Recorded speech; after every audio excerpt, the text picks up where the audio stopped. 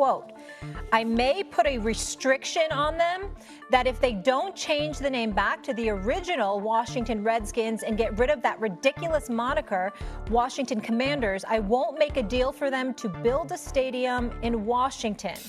President Trump saying this on his social media. Okay, Stephen A., great to have you still here with us. What's your reaction to this story when you heard this statement from President Trump? Well, I think it's the president being petty. I think it's him being evasive. Because the reality is that no matter how good he wants people to believe things are with the big, beautiful bill and other things that have been transpiring, tariff wars, the border issues or whatever, if you're on the right, obviously you're happy with a lot of things that are going on. And there's nothing to take credit away from that. I'll leave the political evaluations to other people. But nevertheless, there are millions upon millions of people in the United States of America that are not necessarily happy with some of the things that he's doing. So what does he do? He caters to his base. Because when you look at the Redskins name, obviously it's something that needed to be changed. And by him bringing that issue up, we all know from a political landscape, it's much ado about nothing. It's just him catering to his base to make sure that he serves to appease them in some way, to distract them from other issues, including the Epstein files, by the way, because a lot of people associated with the MAGA right want those files released. And you even have Republican representatives on the Hill wanting those files released, wanting to see for themselves because they're not buying what the administration is saying when they say that there's absolutely nothing there. But I think it's important to really zone in and focus on Washington, D.C. and what's transpiring here. The president, obviously since he arrived in office January 21st, has proceeded to let go nearly 300,000 federal employees since he's taken office. What does that mean for Washington, D.C.? Remember, Washington, D.C. is a one-industry town. It's politics and pretty much nothing else.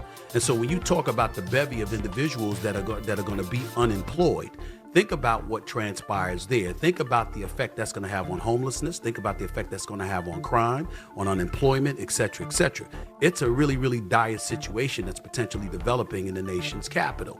And so with all of that going on, understand that's relevant because not only has Josh Harris, the owner, and his group owning the Washington Commanders pledged to put in anywhere from $2.5 to $2.7 billion of their own money, they were hoping dollars from Washington, D.C.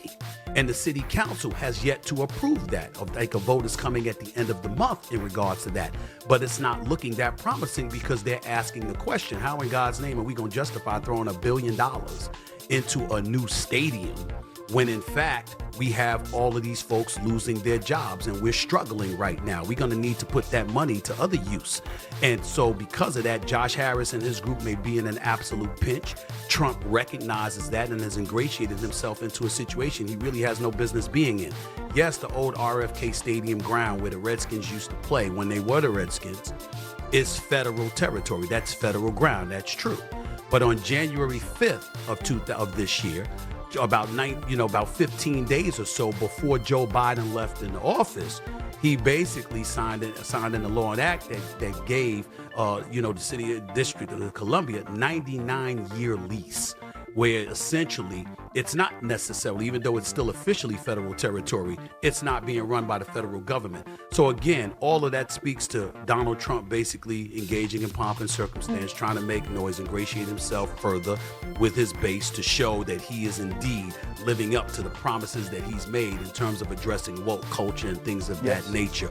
But that's all it's about. It's not to say that it's not going to be an inconvenience, because I know that it can be to Josh Harris, because I think he made the mistake of saying we're never doing anything, we're not changing, because what Trump has shown religiously, he's willing to double down and make this as hard as he possibly can. But by the looks of the law and what has transpired on the books, it seems to be little to nothing that Trump could do about this other than make noise. But again, it does assist in him appealing to his base. We understand. Stephen A., hold that thought, because I have Ryan Clark with us, who of course played for this franchise. And as I mentioned that quote earlier where President Trump said there's a big clamoring for this, and our great Indian people in massive numbers want this to happen.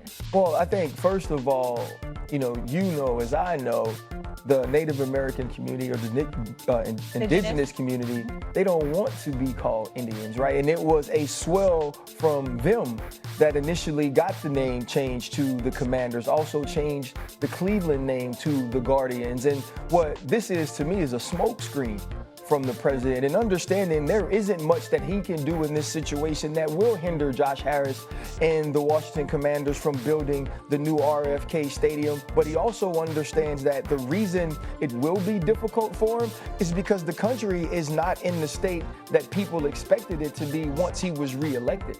And so much of his groundswell of support came from hate. It came from separatism. It came from division. This is just another opportunity to do that. Yes, we have all of these federal workers, and we have all of these people who are losing jobs. We don't have the money in order to give $1 billion and continue to keep our city running. And so with that, with it taking a long time, now the people who won't do the research, the people who don't care about what's going on, they'll think that I've doubled down in holding up this stadium based on its name.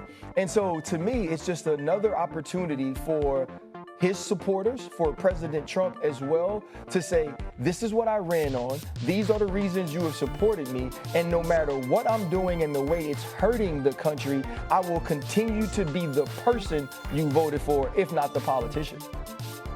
Stephen A. Well, I think it's important to point out, listen, both sides can be guilty for a lot of stuff that's going on. This is not a political show, so we're not going to go there. But the reality is that whether we like it or not, I didn't vote for him, you didn't vote for him, other people didn't vote for him, but 77 million people did vote for him. And in their eyes, outside of the Epstein files, he's doing exactly what he said he was going to do. So they applaud this, and I think the alarming part is that the positions that he takes, as evasive as it may appear from time to time, and I think this is clearly an evasive measure to distract attention, because this is meaningless. This is not something. This is not a fight that he needs to engage in. It really makes no sense whatsoever. But nevertheless, it is what it is, and he's going to have to deal with that. But I definitely do think it's an evasive measure on his part, and Josh Harris, I think, fell into it. And now it's a tricky situation, because if he's going to create that noise and going to create some problems, and on top of it all, you can't get that $1 billion from the city council, okay? It can be problematic. And if you're Washington District of Columbia, you do have to justify throwing $1 billion into this project when federal workers are being let go and unemployment is threatening to ravage that particular area. That's not the case as of yet, but make no mistake about it, these are the kind of things that can end up being problematic if he continues to go the route that he's going. And I think it's something that gives you cause to pause if you're Josh Harris and his group, and it's going to be really, really interesting to see what transpires. I think what's difficult is when you hold that office, it's about all people. It's not about a section of people. It's not about the people that have supported you or the people that have voted for you. And so if there has been a group of individuals that say there is something that is harmful, there is something that is hurtful, there is something that is disrespectful to us, that is as meaningless